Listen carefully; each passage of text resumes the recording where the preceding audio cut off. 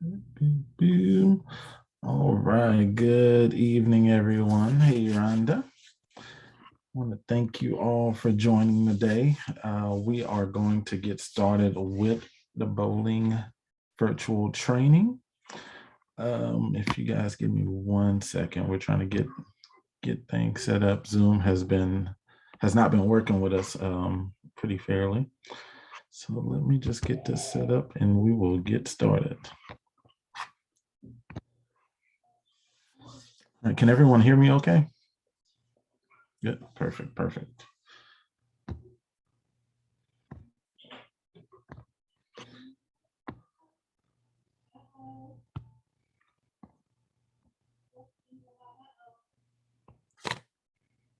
All right, can everyone see that? All right, we are good to go. That's good then. All right, so welcome to the Zoom virtual bowling training. Again, with any of the virtual trainings, please make sure for one, you keep your virtual your certificate that you get after the training, and please send that in. We know a lot of you guys are on or have multiple people watching from one computer or whatnot. So we want to make sure everyone gets their certification. So if you have any issues, please contact us with getting that certification. Also, during the trainings, if you have any questions at all, please do not hesitate to ask within the chat box, and we'll make sure we answer them as well. I don't want to take any time away. I know Rhonda has a lot of great information for you guys, and just looking through the slides for myself, it gave me a totally different perspective on bowling as far as what to look at. So this is going to be very informative for everyone. So without further ado, let's get started. And first, definitely want to introduce Rhonda Standridge. Her email is above. Rhonda is a coach from Bologna. I'll let her tell you how long she's been coaching for Special Olympics, but she is our USA Games head bowling coach. So again, congratulations, Rhonda, on that achievement. And with that, I will let you get started. Okay. Hey, guys. My name is Rhonda Standridge. I coach everything at Bologna, and I feel like it's been 5 years that I've been coaching, but I'm not 100% sure on that. You know, crazy world. But anyway, so yeah, today I'd like to talk to y'all about bowling, and I want to start out with this YouTube video. It has a lot of good information in it. So yeah, we're going to start with that. And I'm going to get it started here, but if you can't hear it or whatnot, let me know.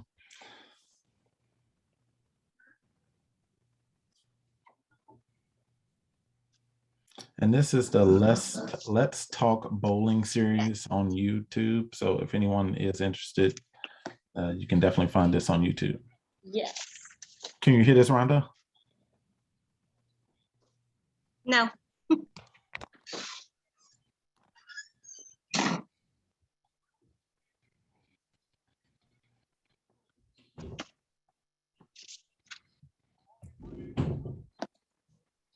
Okay, we still can't hear it? I don't see anything. All right. Oh. Yep.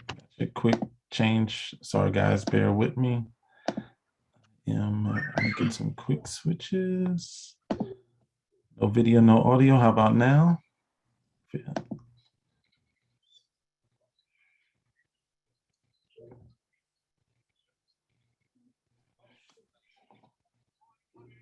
No audio. Okay, well, we can scrap that. Yeah. All right, I apologize. I can hear it loud and clear on my side for sure. No worries. So basically, it is a YouTube training that I found. There are hundreds or thousands of those online, but this one I really liked because it breaks down for beginning bowlers, and then you can kind of go on up from there. But basically, it gives you a good visual on maybe your bowlers that are ready to move up to taking the steps as they bowl versus standing at the line and rolling the ball. So good. It's a good tutorial, and there are, I think, 3 or 4 of them from this same gentleman, and it's just a really good tool for y'all to use. But we'll just go on with the rest of the. I am so sorry. My dogs are crazy. Let me. Oh, I understand. Real fast, just to remind everyone, with these trainings, we're only at about an hour. So of course, we know with every sport, there's so much additional information that you can learn from the sport. So please don't hesitate to reach out to Rhonda for any questions. Also, these YouTube videos, that is a series, Let's Talk Bowling. That video was the bowling basics. So please write that down and try to check that out as well if you get a chance. Okay, so the basics. Bowling is a year-round sport. It's one of the fabulous things. It's always cool and dry in the bowling center. We will end this season with our state bowling competition and our state unified bowling. Those are for the unified champion schools only, for select areas. So you'll get with your area director to find out if that is in your area or not. Our events, we have singles, we have doubles, and team bowling. Double is a 2-man team.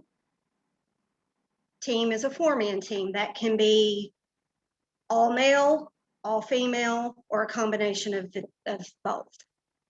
And there's separate divisions for the 3. Unified doubles and unified team bowling are unified champion schools only again, and basically the same. You'll have a partner athlete and an athlete together for doubles, and then you will have on the unified team, correct me if I'm wrong, at least one partner, preferably 2 and 2, but at least one partner on that team to make it unified. And then we have ramp bowling. Our uniforms. So all bowling team members, they should wear shirts and shorts or pants that are identical in color and style if you can. No jeans, athletic attire. Shoes, bowling shoes must be worn by all competitors unless told otherwise, and in most cases are available at the event venue.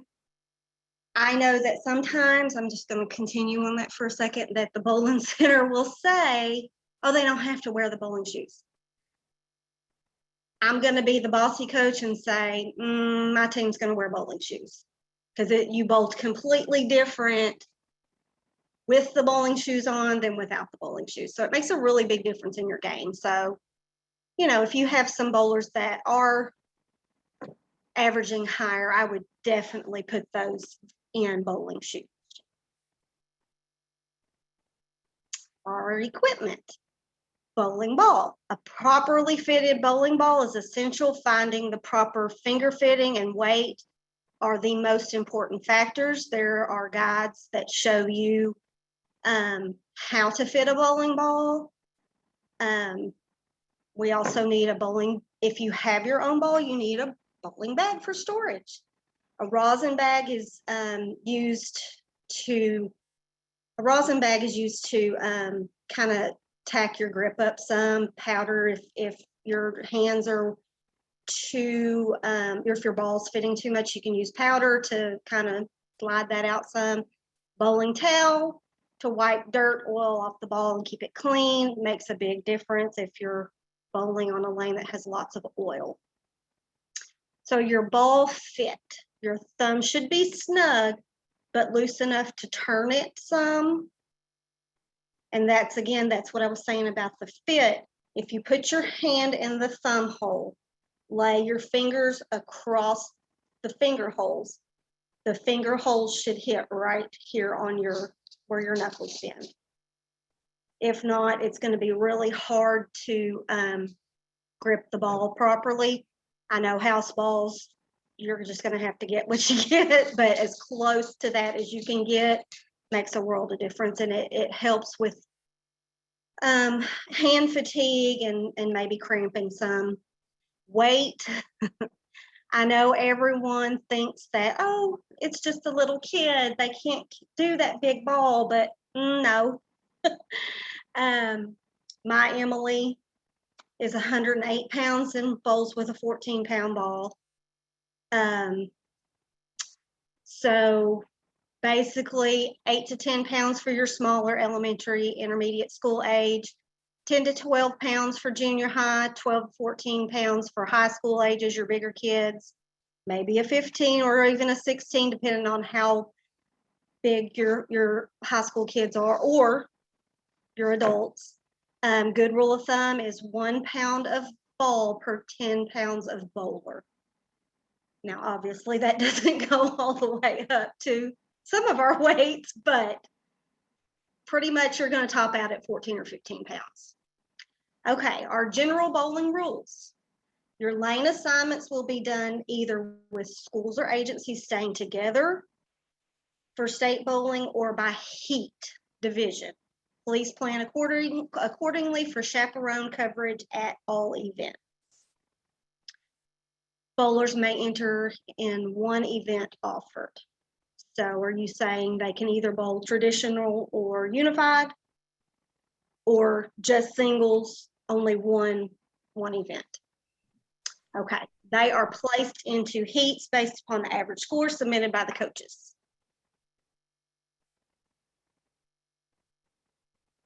Lane courtesy, one of my favorite topics.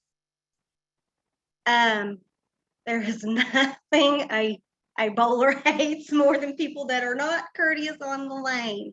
So watch your neighbors, both sides, not just the pair that you're on. Do not step up to the lane if the bowlers are on either side of you are already there.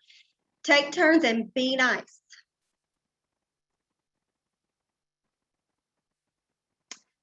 Safety. Do not cross the foul line. I know we all have had that student or that adult that gets excited and runs out onto the lane, chasing their ball down the lane. So dangerous. If you have an athlete that you think may do that, just go ahead and have someone standing close to grab to keep that from happening, because what happens is, one, they get on the lane and fall, and it hurts. Two, when they step on that lane, there's so much oil right there. When they step back off, they track that oil back out on the lane, on the approach. And anybody else who goes up there to bowl is going to be getting stuck in that oil, basically, or sliding in that oil, and it can cause some serious stuff. So if they do get on that lane, go ahead and have them take their bowling shoes off and switch them out at the counter. They'll be happy to do that for you. Use 2 hands when you're carrying your ball. I have a bad habit of just sticking my fingers in the hole and carrying it, but it puts a lot of stress and strain on your knuckles, so use both hands. Do not swing the ball unless you are on the approach by yourself. Those balls are heavy and they hurt.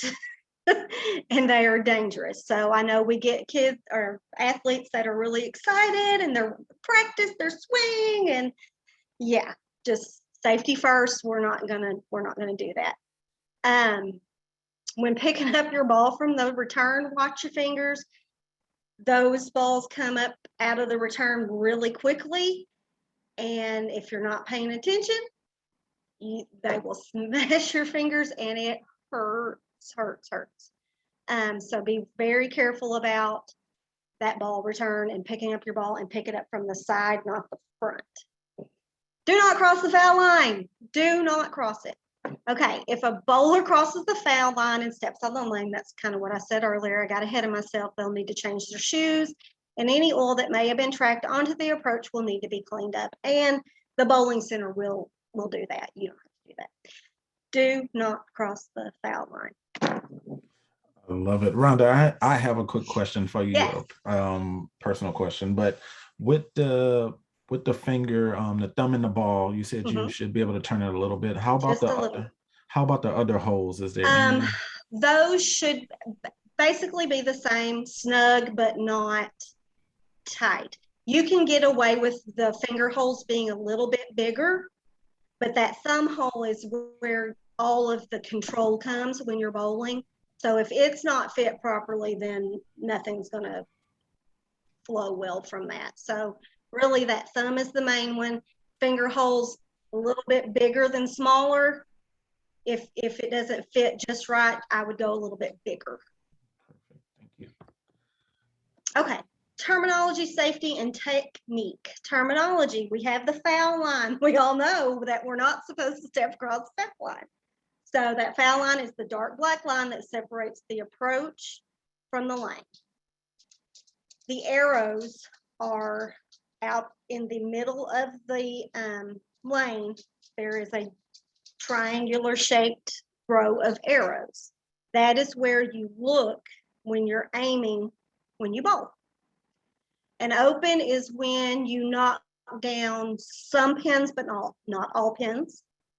A spare is when you knock down some pins, and then on your second attempt, you clear off the deck and you knock them all down. Strike is when you knock all the pins down on your first attempt out. A double is when you knock it down twice in a row. And a turkey, 3 in a row. That's always exciting. Okay, picking balls for competition. We need to be aware of the fit of those balls. Retrieving balls, be careful when you are picking your ball up off of the return rack. They do come off fast, smashes fingers, and it hurts really bad. The seating area, it gets kind of congested, but we want everyone to stay seated until it's their turn. A lot of times we get excited and we want to walk up and stand right behind the bowler. We don't want that because we may end up having a Wii Sports moment and the ball releasing backwards instead of forwards, and that hurts and it's dangerous. So everyone needs to stay seated in the seating area until the bowler in front of you has completed their turn. Just about every bowling alley I've ever been to, no food or drinks in the bowling pit. If we spill nachos, they get all over the bowling shoes. They are not going to work properly. If we spill soda, water, and we step in it, we're going to cause some dangerous issues for other bowlers. And after we're finished, we need to return our balls to wherever the bowling center wants them. With COVID, some of them are not wanting them returned to the racks. They're wanting them to stay on the lanes so they can be wiped down and sanitized before they return them to the rack. So it just depends on which bowling center you're at. But in a pre-COVID or post-COVID world, yes, return your balls, help the bowling center out, return your shoes untied. They like them untied when you return them. And let's just help those guys out because they are really very good to all of us. Okay, we're getting into it now, guys. This is confusing. And I wanted to add it just because if you don't know, you don't know. If you're not a bowler, then you don't know these things. And I kind of felt like I needed to go ahead and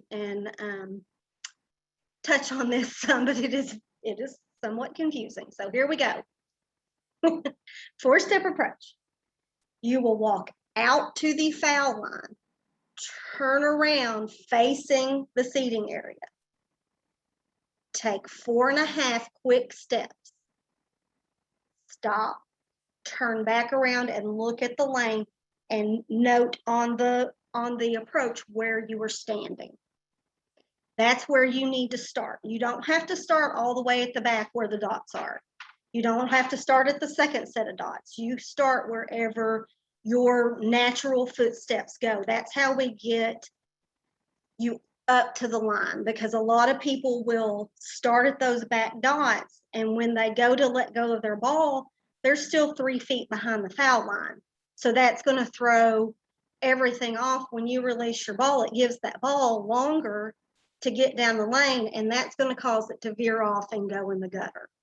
So the closer we can get to the foul line without going over, the more accurate our aim is going to be. So you line up. If you're in line with the dots, great. If not, kind of look behind you, see where that middle dot is on the approach. Put your left foot on that dot. Either way, if you're left or right-handed, left foot, that dot goes on the inside of your foot, whichever foot you are. Okay. 4-step approach. Here we go. As you push the ball out, we're not going to hold the ball up here in front of our face. We're not going to hold the ball way down here on the ground. We're going to hold it just about waist high. You push the ball out and take your first step with your left foot if you're right-handed.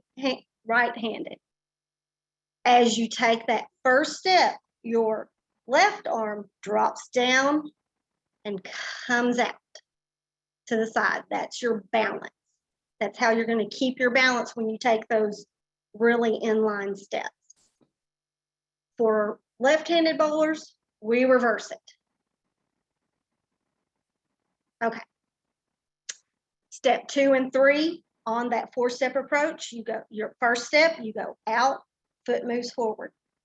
Step 2 and 3, the ball swings back and comes forward. Now, we don't want, I'm going to stand up and see if this works. We don't want this. We don't want your whole, you want the ball to just go as far as it naturally swings when you're walking. We don't want this way up here. I know the pros do it, but that's not what we want to teach our athletes. So step 2 and 3, it comes back and you're still walking. Then it starts forward. On the step 4, you will slide left foot if you're right-handed, right foot if you're left-handed, and release the ball onto the lane, aiming at the third arrow from the right if you're right-handed, or third arrow from the left if you're left-handed. And those arrows are the ones that are out on the lane, the ones that you look at those arrows every time you bowl. You don't look at the pins. You don't look off on lane 17 down at your friend. They need to look at those arrows. That was a lot. It was a lot for me trying to write it out. It's confusing. Basically, everything in bowling's backwards. So if you're right-handed, you start everything left. If you're left-handed, you start everything right. With that, I got distracted. I saw someone comment, sorry. It's clear as mud. Oh, I was reading, sorry. I got distracted again.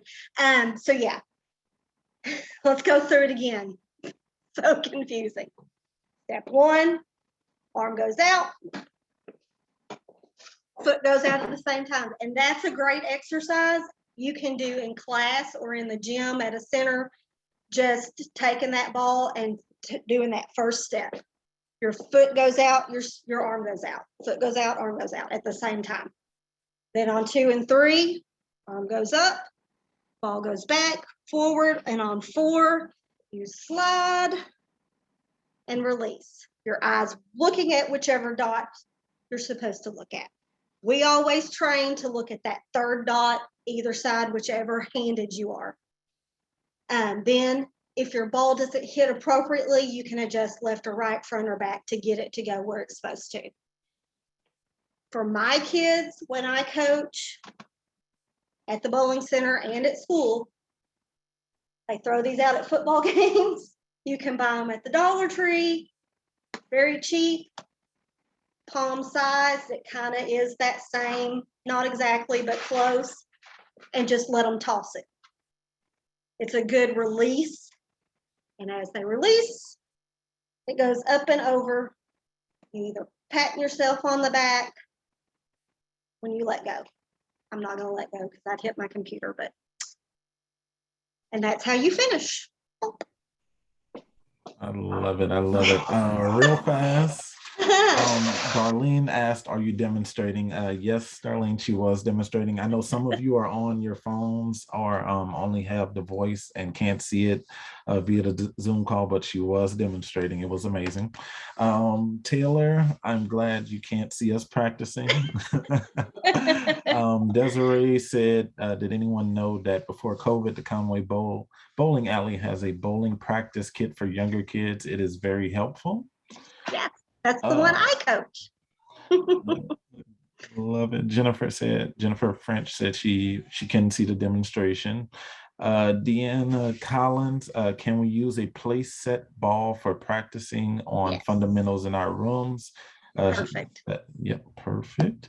Glenda, 40 years ago, I had a bowling class in college and we slide with the same side foot as we are handed. This seems backwards to me the way you're saying. No, you should end up with opposite. That way you're in complete balance. When you slide, it should be, if you're right-handed, your left foot slides, your right foot comes out. That way you are completely balanced. Because if you bowl, if you're put your right foot and your right hand out, you are going to turn, and that's going to it's going to like make your ball go again off and into the gutter. And that's what we see a lot. I do see a lot of kids that line up and think right hand, right foot forward, and then they bowl, and then when they follow through, their ball goes off into the gutter, and they just don't get it. So everything, head, shoulders, hips, feet, straight forward. Any turn in that, even just a little with your feet, will make your ball go the direction you're turning. So everything should be squared up at the line when you release the ball. Left foot forward for right-handers, right foot forward for left-handers. Chastity Brown asked, any special rules for kiddos in wheelchairs as far as floor goes? What are the age ranges for kids? Okay, so ramp bowlers, they can have an assistant place their ball on the ramp for them. The movement of lining up and bowl, actually releasing the ball on the ramp, need to be done by the athlete. If the athlete can't line up, if they can only push the ball to release, all right. But they need to do as much of that on their own as they can. For Special Olympics, it starts at 8. Is that what you're asking? Yes, I think just in general. Yeah, starts at 8. Young athletes, 4 to or 7 and under.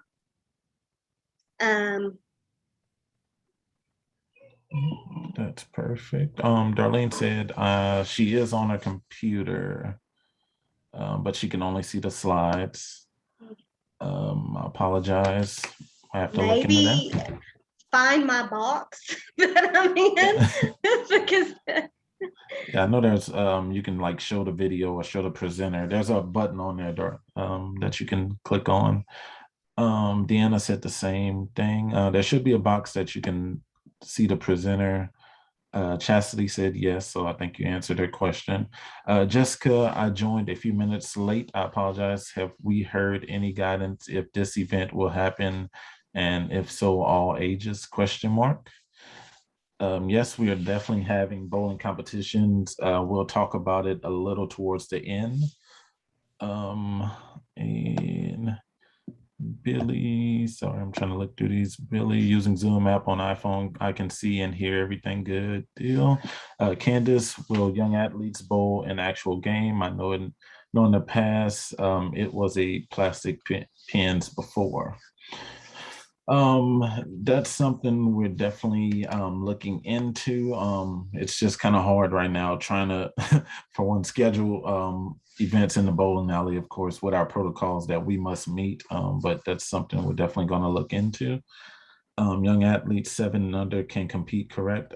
Yes, Nancy, that's ages 2.5 to 7 for young athletes. Taylor, I have a student who wears orthos.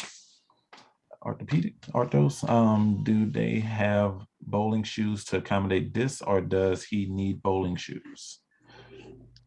Are they the ones you can take in and out? Or are they ones that are fitted to his feet? In and out. You can put those in bowling shoes. My Emily has those as well, and she just slides them in. Sweet. Glenda, can you email a copy of the slides? We will definitely try to do that. Desiree, athletes start at age 8. Yes. Traditional age 8, and young athletes 2.5 to 7. Taylor, in and out. Must be the audio. No, the orthos. Oh, orthos. Okay, sorry. Kay might talk a little about the counterbalance on balls to help those using a ramp or bowling with 2 hands at the foul line to keep the ball rolling straight, presuming they manage to push equally with both hands. Counterbalance is no longer legal. The only holes you may have in your ball are the ones your thumb or fingers go in. If you're not using a hole, it has to be filled. USBC rule. That's a new rule that started this year. No counterbalance hole. I know my husband was broke up about it. He had to go take all his balls in and have all those filled, and nothing works right anymore. It's a tragedy. I did see a lady bowling last night that had an extra hole, and I was like, and I watched her, and she had a thumb and 3, and she used all 3 of those finger holes. I was like, oh, there you go. I guess she needed it maybe for more wrist support, but if there is a hole in the ball, it has to be used. And 2-handed bowlers, I'm just going to say I'm not a fan. I know it is kind of the wave of the popular thing right now. It is for our little athletes. I think it's probably a good thing because it gives them a little bit more control. But it is so inconsistent. Unless you are a bowler, I don't recommend it.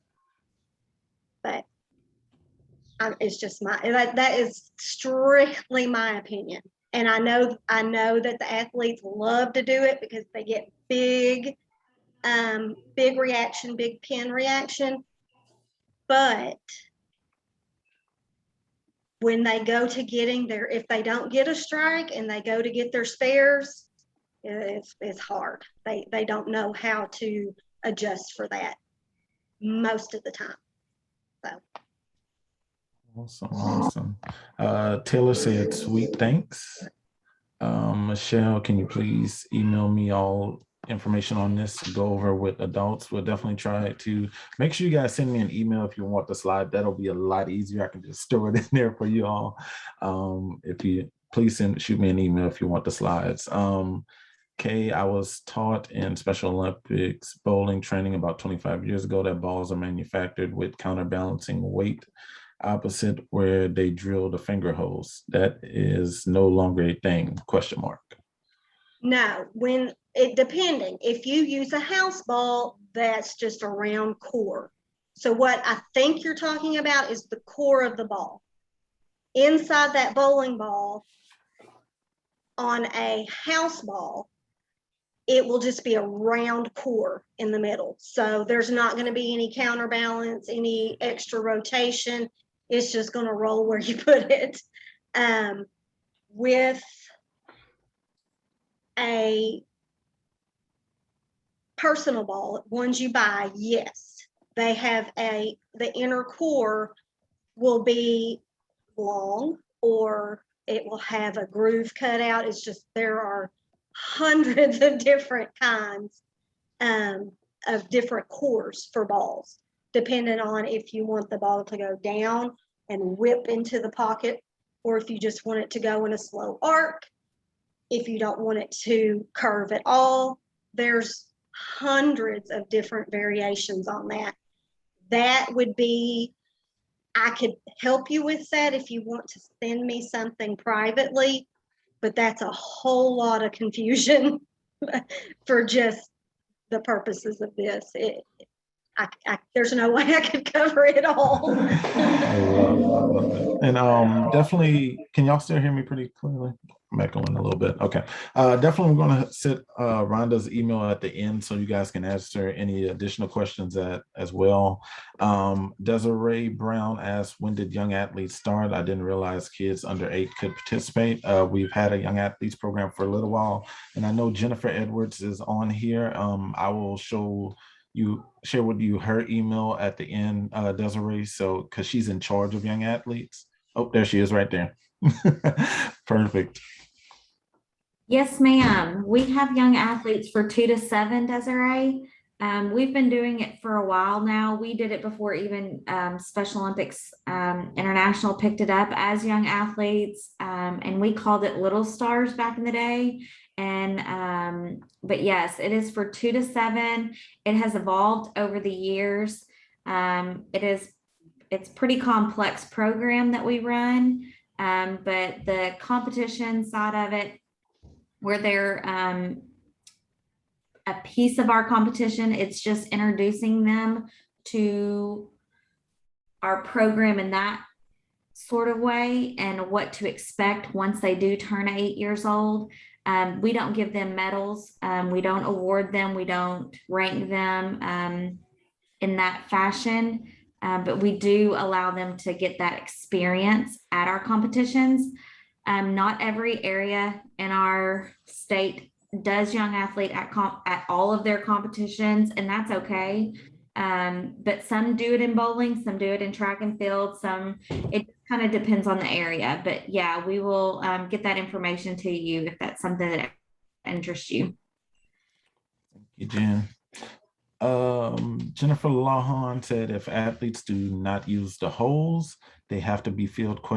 My son has smaller hands, shorter fingers. I got you. Down syndrome. He has never used the holes. He has his own bowling well done. Does he need to do they need to be filled? That will be y'all's call. That was just the USBC rule, and I mean, I don't know. I guess I should have asked before I said that. But oh no, you're fine. You're fine. Definitely, I know a lot of our athletes participate in bowling leagues outside of Special Olympics, where those rules are definitely mandatory. We're a little lenient on that one because we know a lot of our athletes can't afford their own bowling balls, and so what. But if you have an athlete that is experienced, I would say definitely take that step and make sure they have the correct equipment that is needed for bowling. So I'll set it there. Desiree said, thanks. I'm trying to read everyone's questions. So I don't get distracted again.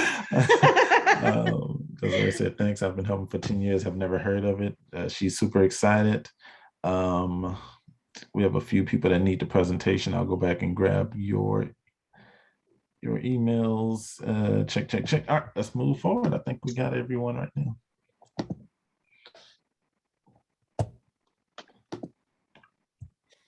Okay.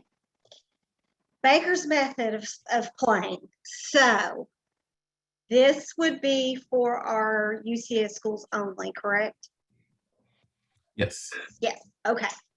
So on our Baker's no, method. I'm sorry. Traditional and UCS as well. Okay. And I'll touch on it at the end. Okay. So your Baker's method is when you either have a double or a team. Basically, they're playing that one game together as a group. So your doubles Your first bowler would play the first, second bowler second, third frame first bowler, fourth frame second bowler. You're just taking turns all on the same line, all on the same game. So in a double situation, every other time you would have one bowler bowling 5 frames on that one game. With your 10th bowler, your second bowler that does the 10th frame has that opportunity for 3 tries, depending on what they get at the end. With a team that goes, so you'll have a team of 4, 1, 2, 3, 4. They'll do frame 1, frame 2, frame 3, frame 4, and then they'll start over on frame 5 with the first bowler. So on a team event like that, you always want your strongest 2 bowlers, the ones that are going to repeat the most. So on a four-person team on a Baker game, you want bowler 1 and bowler 2 to be your very best bowlers, because they get 3 opportunities to bowl instead of just 2. Bowling's hard. Bowling doesn't make a lot of sense, but so basically it's one game, multiple bowlers. That team, that score at the end is their combined team score. Sweet. Yep. I think you nailed it. You might have some questions, but I'll help you out tremendously. With the Baker's format, Matt, that is something I kind of adopted maybe 2 or 3 years ago from other Special Olympics programs. With our state bowling, we never had a quota on the number of athletes that attended, but you have to keep in mind that we only had a certain amount of time with all of those athletes, well over 400 each state competition. So one thing we tried to do was, I wouldn't say cut down on the time, but make it a little more fair, I should say. I can't think of the term I'm looking for. But it also, with the Baker's mat format, it also gives that team field of everyone playing together as a team. And just that part alone kind of hooked me to it. And we tried it the first year. A lot of our athletes or coaches loved it. I know there's a few areas that have adapted it, not all, but some are looking into it. Just the time frame alone, it helps tremendously. But again, with that team field, it helps as well on that end. But that's something we did adopt at the state level, on the state competition for bowling. So that's something, if you have a doubles team or a doubles or a traditional team, that's what you'll be looking forward to if you come to state bowling. I love it. I think that, like you said, it really brings that sense of team together. They get to, they get all excited. What is this one gonna, it's a really fun atmosphere that when the athletes really get into it and cheer each other on, it's really cool to watch. Real fast. Thought I was talking to her. Jen, if you don't mind, could you grab everyone's emails from up top in the chat so we can send them a copy of the PowerPoint? But Janet said one thing that I was taught when teaching athletes with less mobility that need to use 2 hands to bowl is to teach them to look at the smile, 2 holes at the top and thumb hole at the bottom. Sorry, I gotta scroll down. Thumb hole at the bottom to roll the ball down the lane so that it rolls better. So when you're placing the ball either on the ramp or like that with a younger athlete, the ball needs to roll from wherever you're at, just like you would release it. So that would be your thumb on top, 2 fingers on bottom, because when you release the ball, that's the way it's facing. So on the ramp, you would put your ball thumb in front, 2 fingers in the back. And that's what however they're bowling, that's how you want their release to be, whether it be from the ramp or from their hands. You want that thumb hold forward and facing the lane first.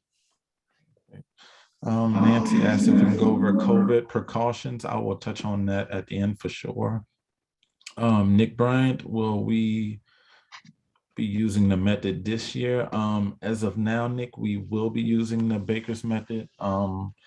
But keep in mind, well, I'll go over that at the end as far as the layout. We have a few more emails that came in. And yep, I think we good right now. Keep moving. You touched on this part, right, Rhonda? Yes. Okay. Yep, we did the 4-person team. Young athlete.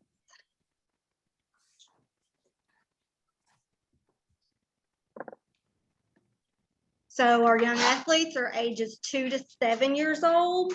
Not all areas offer the young athletes competition. The layout will look different for each area. In young athlete only will the gutter guards be able to be up. We have a lot of parents at my school that I coach their kids that do not understand why their kids cannot have the gutter guards up. We don't practice for the gutter guards. We practice to make the ball go down the middle of the lane. So we do not allow gutter guards. Practice bowling sets may be used in a different room. I know that at one of our schools in Bologna, we do have like the plastic jumbo bowling set that our athletes do practice on. I love it. It does help with just kind of getting their timing and all that down. Some of your bowling centers, you may reach out. Some of them have what they call carpet lanes, and it's not as long as a bowling lane, but it's a pretty good length, probably at least 30 feet long. And it's a strip of carpet. It's got the foul line printed on it. It's got the arrows printed on it. It's got the dots printed on it. And it comes with a ball that's more realistic than what your plastic set has. And pins at the end, the pins that they use at the bowling centers. So that if you can get them to loan those to you, or if your program has funds, you can purchase those. I know USBC Go Bowl at one point had a grant that you could apply for to get those. So y'all may check into that. And young athletes only participation awards are given, and the main focus is to prepare athletes for traditional competition when they turn 8.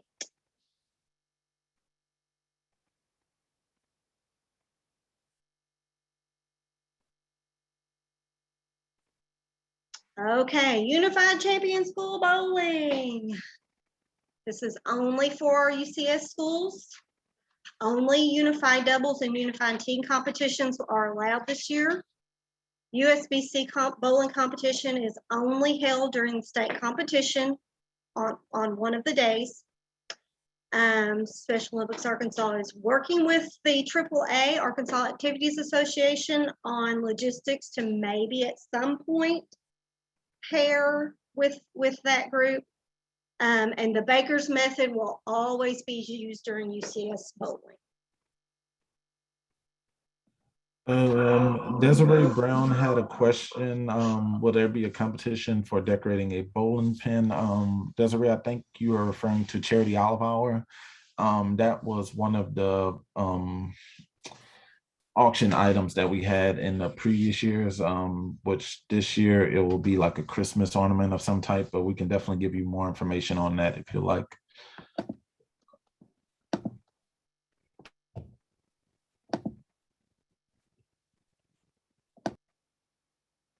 Okay, in our singles bowling, athletes will bowl 2 full games if time permits.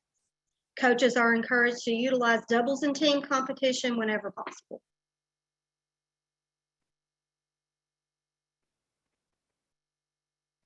Doubles and team bowling. Competition will be offered for all male and female doubles and teams.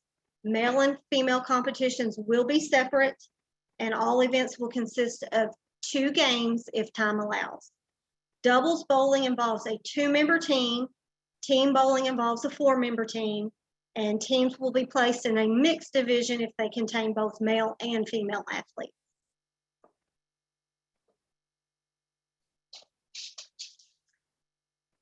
Final doubles and team series scores will be determined by adding the actual pinfall. Scores will be automatically submitted by scoring computer. All potential bowlers must be registered in a pool of alternates. If an alternate bowler is utilized, the team will bowl during the originally scheduled bowling time, no matter what the age and gender of the new bowler. In doubles and team bowling, a bowling team should be made up of similar age and gender. If an area must submit a co-ed team, that team will bowl in the mixed division. If an area must submit doubles or a team made of 2 age groups, the doubles or team will bowl together in the older bowler's age group and time frame. Example, a 32-year-old female and a 27-year-old male comprises a doubles team.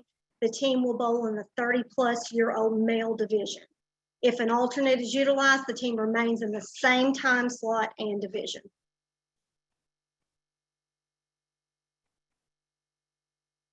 Five age groups will be utilized. Those are 8 to 10 years to 8 to 11 years old, 12 to 15, 16 to 21, 22 to 29, and 30 plus. Age groups may be combined based on registration numbers.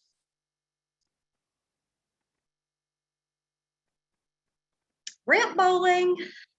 All bowlers who utilize a ramp for bowling competition must register in the ramp singles division.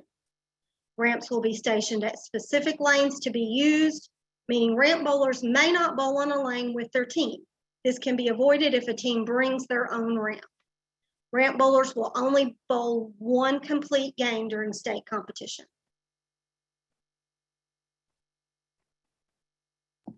Perfect. Thank you, Rhonda. Again, if you have any questions, please put them in the chat. I'm going to kind of take it out by reminding you guys that the training and progression plan can be found on the website, specialolympicsarkansas.org.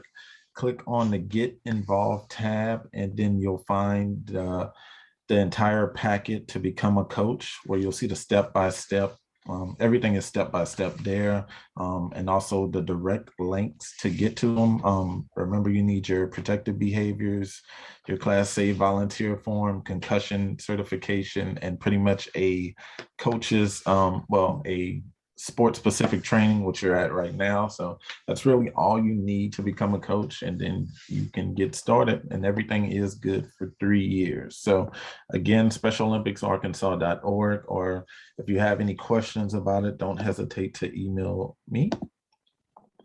Upcoming events for area bowling, please reach out to your area directors. I know they are working hard trying to schedule some events right now due to COVID, and working with the bowling alleys and getting everything situated. For state bowling, December 6th through the 9th, we have it scheduled at Professor Bowl in Little Rock. This year will be a little different. We're having a quota of 25 bowlers for each area. That's something we had to work out, trying to comply with our protocols as well as the bowling alleys protocols. So that's kind of a good number that we can reach within those 4 days. So we'll be dividing all of the athletes up based off of those days and then going from there. So again, each area has a quota of 25. So again, reach out to your area directors and make sure there's a bowling competition that is coming up, or how you can be a part of state bowling this year. Glenda asked, so if we are renewing our coach certification, do we need to do the online?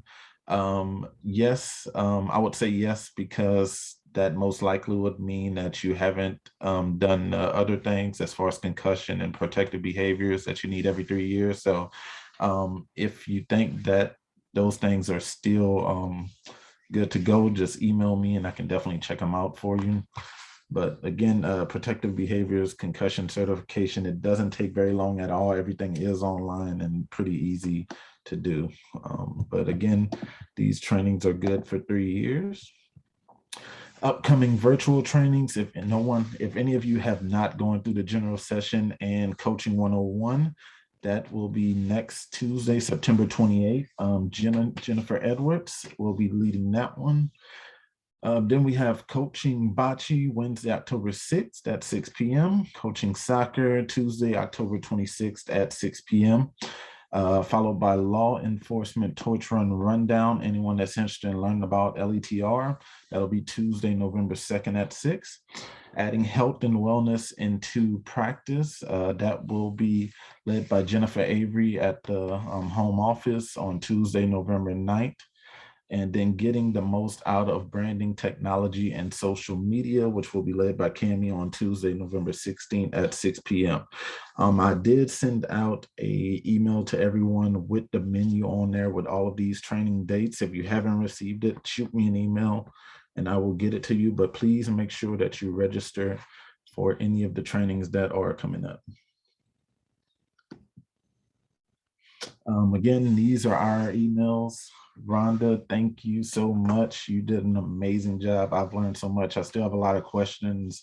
I want to learn how to make my ball curve. Yeah, so, ask away. I mean, we have 2 minutes, but I can't. No. I love it. I love it. But these are our emails. Please reach out if you have any questions at all. I will type my email in again for those who need it. Phyllis, here it comes your way. Alicia Sexton said, great job and thank you. Yep, Rhonda, this has been awesome. I've learned so much. I've learned so much this time. Great job, Rhonda. Thank you. Again, my email has been sent in the chat, and please email us if you have any questions at all. And thank you all for joining us. This has been one of the most watched episodes, I should say. Well, I think we had up to 53 at one point, so it's been amazing. Who do we send the email to about completing the training? That would be me, Caleb. Doreen said thank you. Desiree said thank you so much. Deanna Collins, where do we get the certificates? After, should be tomorrow, you'll get an email that has the certificates in there, so you'll be able to keep them for yourself. I can't keep up with them. Everyone's saying great job, fantastic job. I love it. I love it. But again, I think we are right at 7. Yeah, right on it. So if there are no more questions, thank you all for joining us tonight, and we will see you all next week. All right. Thank you, thank you, thank you. Thank you again, Rhonda. Thank you. Great job. Thank you.